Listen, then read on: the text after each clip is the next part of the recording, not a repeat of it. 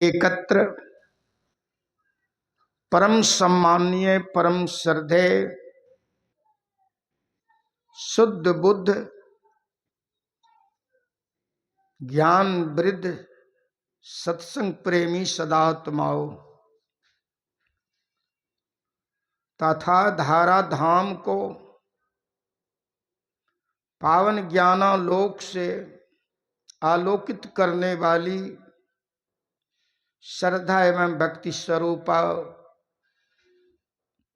परम वंदनीया माताओं, धर्मशीला बहनों, छोटे छोटे प्यारे बच्चों एवं आजोगुपा के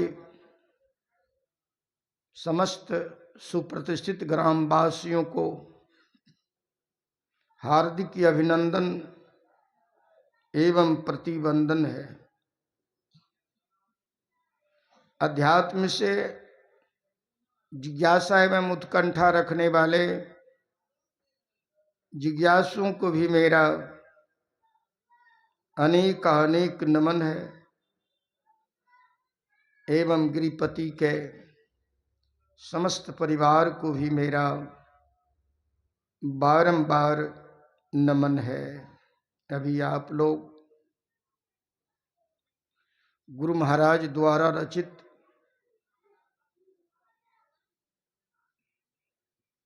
जो ज्ञान का द्योतक है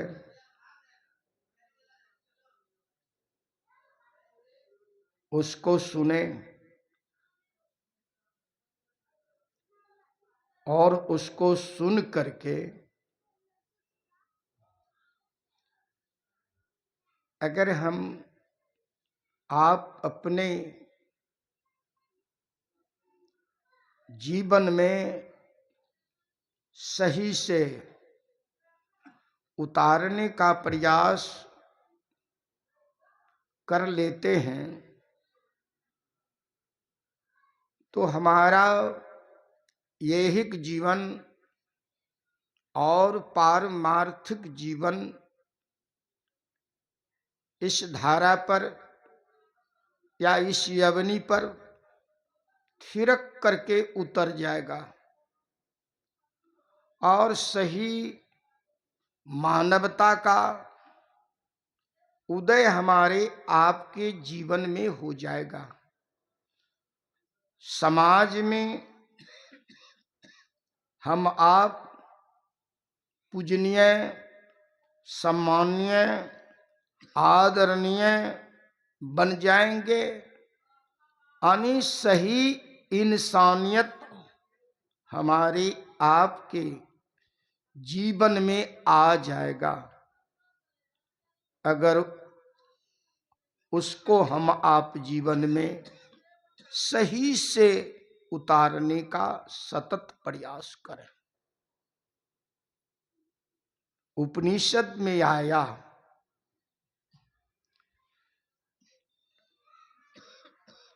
आदित्य चतुरो वेदांश, आदित्य चतुरो वेदांश सर्वशास्त्र ने अनेक सह ब्रह्म तत्वं न जानाति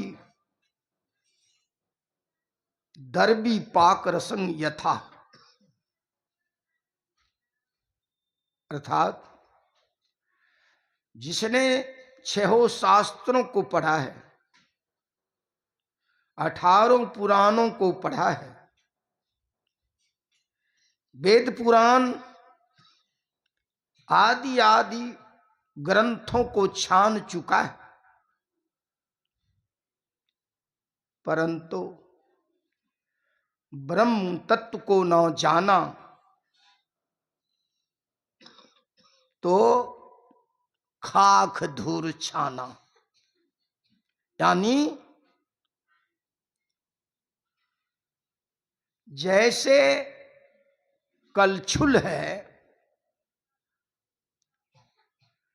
और व्यंजनों को उल्टाती और पुल्टाती है, उस कलछुल से पूछिए इसका क्या स्वाद लगा, तो वह कलछुल जो है क्या बताएगा बोलिए। ठीक उसी भांति अगर मानव जीवन में हमने ब्रह्म तत्व को सही से नहीं पहचाना तो ठीक हम लोग कलछुल के समान हैं। अगर उसको पहचान लिया तब तो हमारे आपके अंदर में सही मानवता का जो उदय होना चाहिए, जो हम शरीर धारण करके, मानव शरीर, अनमोल शरीर धारण करके इस धारा पर आए हैं, वह हमारे लिए क्या हो जाएगा? सार्थक हो जाएगा, सिद्ध हो जाएगा। यह मानव जीवन पाने का जो फल है वह हमें जीते जी जो है क्या होगा? प्राप्त हो जाएगा। इसमें कोई संशय नहीं है। गोसाई जी ने लिखा विनय पत्रिका में, संशय समन दमन दुख सुख निधान हरि एक, असाधु कृपा बिनु मिलहि नहीं, करिए उपाय अनेक। अर्थात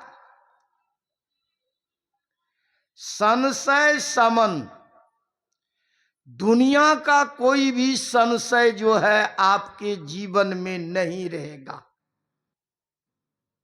संशय समन, दमन दुख, जो हम लोग दैहिक दैविक भौतिक तथा मानसिक तापों से जो संत्रस्त हैं, झुलस रहे हैं, व्याकुल और व्याकुल हैं, इससे क्या हो जाएंगे? हम आप ऊपर उठ जाएंगे। ये सब जो ताप है, जिसके कारण जो है हमें कलह और उत्पीड़न और वेदना का समावेश मानव जीवन में जो हो रहा है, ये सारा फांस, ये सारे दुख हमारे आपके जीवन से पलायन हो जाएगा। उसी को आप लोगों ने सुना सत्संग योग में, केनोपनिषद में सुना। यन मनुषा न मनुते एना हुर मनोमतम तदेव ब्रह्मत्वं विधिनेदं यदिद मुपासते। जो मन से मनन किया जाता है वह ब्रह्म नहीं है। जिसके द्वारा मन मनन किया हुआ कहा जाता है उसी को ब्रह्म जानिए, और नहीं तो सब दुनिया को भरम जानिए। दुनिया को भ्रम जानिए। क्यों? हमारे बाबा देवी साहब ने कहा दुनिया बहम है, दुनिया बहम है, अभ्यास करो, अभ्यास करो। दुनिया बहम है, अभ्यास करो। जब तक इसको हम आप, ये दुनिया जो है भ्रम है, परिवर्तनशील है, नाशवान है, ये कभी चिरस्थायी नहीं है। हमारा शरीर और संसार जो है यह एक रस में कभी रहने वाला नहीं है। इसमें सदा परिवर्तन होता ही रहता है। अगर इसको हम आप जान करके इसको सर्वस्व समझने लग जाते हैं तब तक हम आप भ्रांति में हैं, तब तक भ्रांति में हैं। और जब आप इस चीज को सही से समझ लेंगे, संसार परिवर्तनशील है, शरीर परिवर्तनशील है, नाशवान है, नाशवान, इसमें हमेशा हेर फेर होते रहता है। तब क्या संसार और शरीर नहीं रहेगा? हाँ रहेगा, लेकिन वह हमारे आपके लिए क्या है? यह शरीर और संसार सर्वस्व नहीं है, ख्याल करिएगा, सर्वस्व नहीं है तो क्या है? यह सहारा है, सहारा है। इसी शरीर और संसार से सहारा ले करके और इसी जीवन काल में, अभी गुरु महाराज क्या पता है, जीवो अब परम पिता, जीवो परम पिता निज चिन्हो। न शरीर रहेगा न संसार रहेगा तो कौन पिता को चिन्हबो? चिन्ह सकेंगे? शरीर है, संसार है, तब पिता को चिन्हेंगे। क्यों? ये शरीर तो नाशवान है, परिवर्तनशील है, कब विनश जाएगा, है कोई ठिकाना?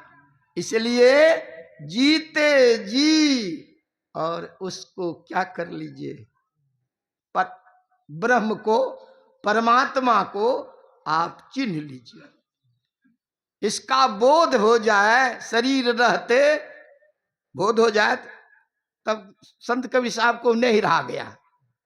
उन्होंने क्या लिख दिया?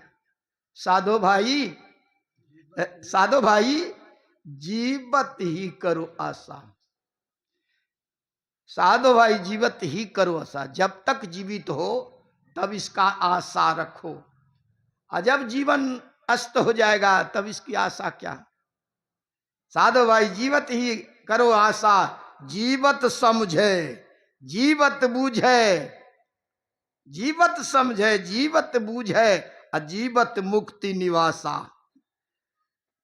जियत समझ, जीने वाला समझेगा और बूझेगा, और बूझ करके जब उसको ठीक से करेगा तो अवश्य ही उसको मुक्ति मिल जाएगी, और आवागमन का चक्र जो है वह निर्मूल हो जाएगा। और तब आपके जीवन में बोध हो जाएगा। क्या बोध होगा?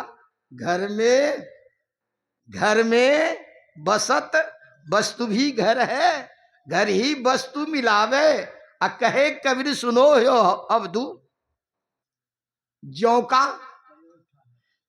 अवधू ज्यों का त्यों ठहरावे। जो इसको ठहरा लेता है, जैसे रामदास, रामदास बुझिए दासी का पुत्र,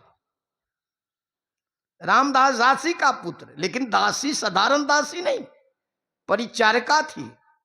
ज्ञान ध्यान सत्संग ध्यान भजन और करती थी, उटौना पिसौना जो है दूसरे के यहां करती थी। कुटौना पिसौना करके अपना जीवन यापन करती थी, और वह बालक, उस दासी, उसके पतिदेव मर गए, उसकी छाया कहां आ गई? गर्भ में आ गई, और उसका परिपालन उन्होंने बहुत बढ़िया ढंग से किया। सत्संग ध्यान भजन सुमरन जो है उन्होंने बड़ी अच्छी तरह से किया, और उसका फल क्या हुआ? सारा ज्ञान जो है बच्चे के अंदर में समा गया। हम लोग कहते हैं कि माता का जो पेट है वह धरती पर सर्वोत्तम पाठशाला है, धरती पर सर्वोत्तम पाठशाला है, इसको कोई नकार नहीं सकता। अगर मां अपने को सही से संभाल ले, ज्ञान ध्यान सत्संग भजन सुमरन और साधु की संगति, अध्यात्म पुस्तक की संगति सही से कर ले तो बच्चे को विद्यालय जाने की आवश्यकता नहीं पड़ती है और सारा ज्ञान जो है और बच्चे के अंदर में उतर जाता है। बुझिए, जैसे सादा कागज होता है ना, आप उसमें जो लिखना चाहते हैं लिख लीजिए। सादा कागज जो होता है, जो लिखना चाहते हैं लिख लीजिए।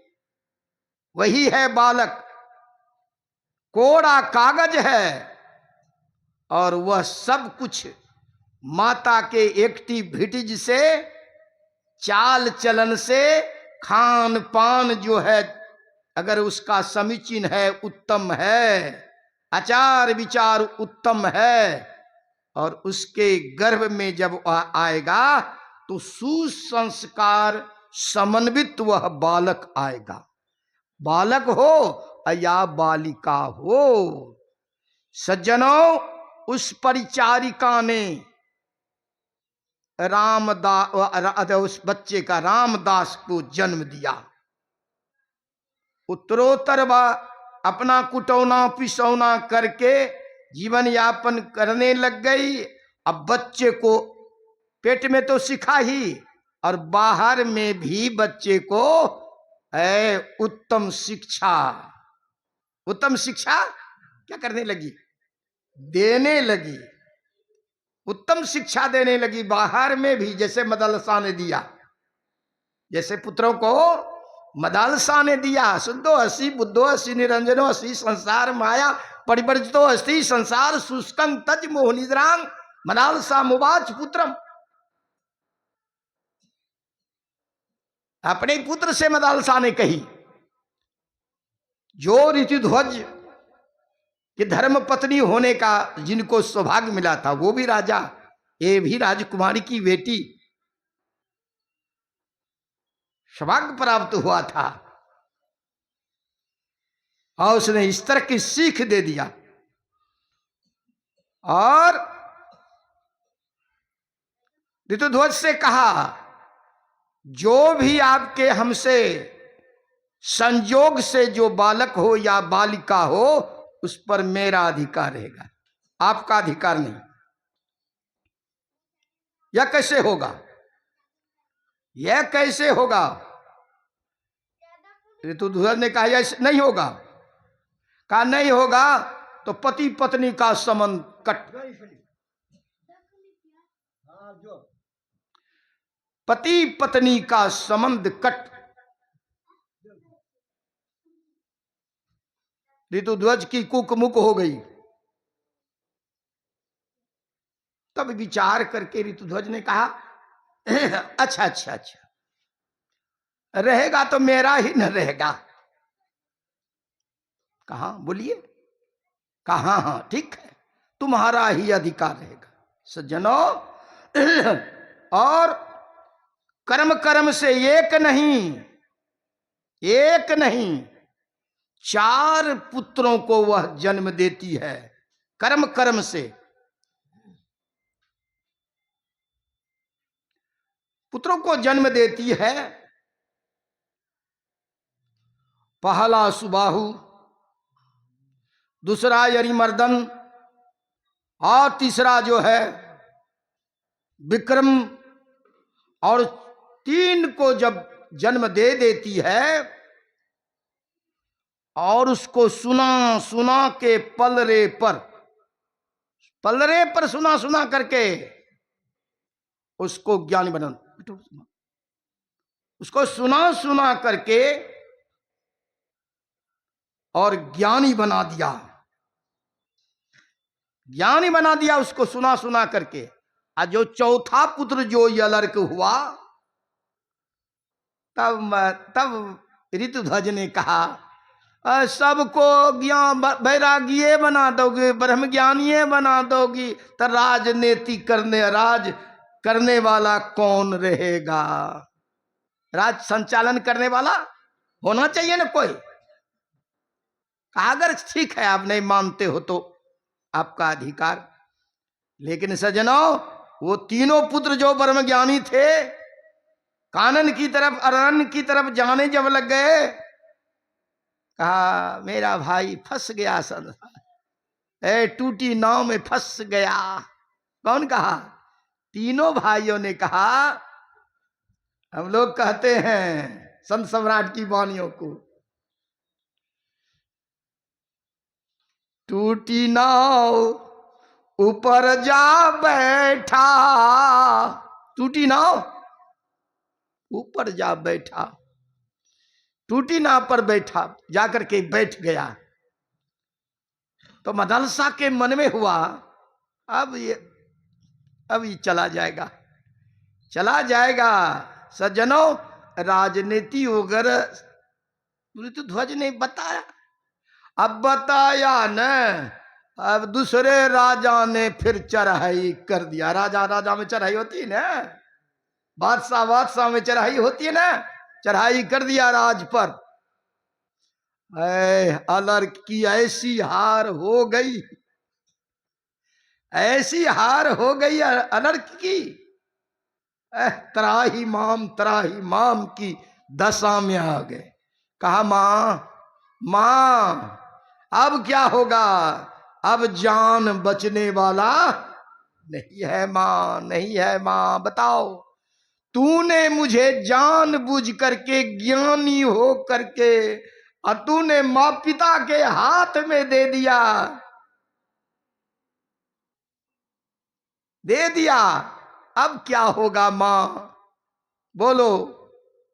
कहा बेटा मैं क्या करूं, तुम्हारे पिता श्री ने क्या किया,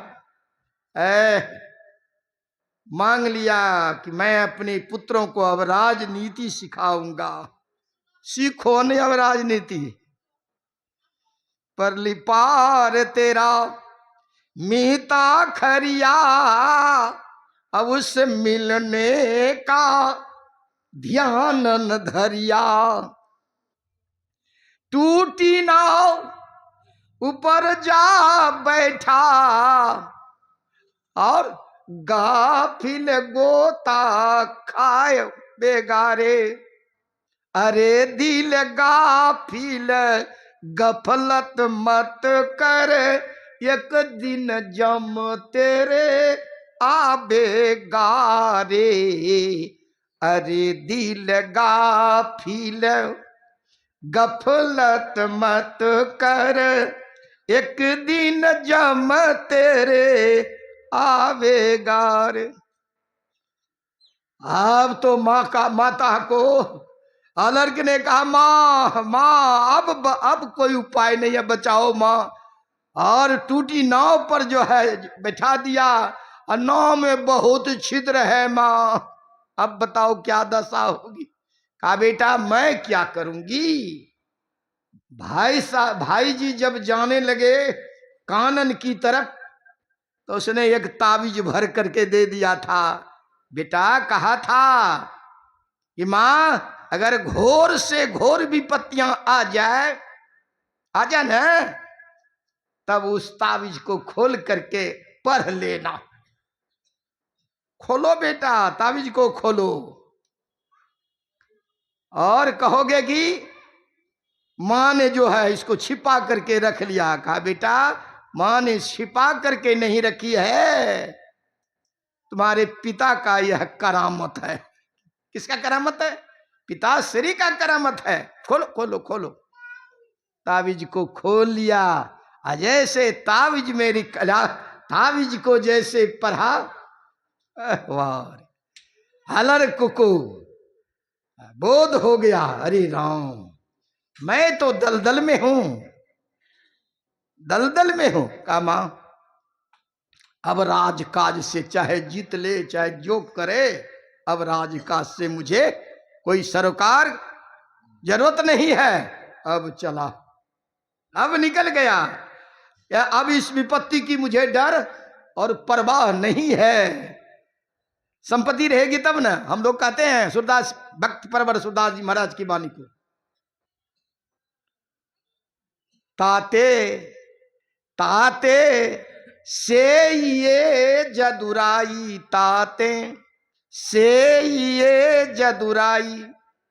संपत्ति सो विपत्ति, संपत्ति सो विपत्ति, विपत्ति सो संपत्ति, देह धरे के ये फल भाई। दे धरे के, दे धरे के यही फल भाई।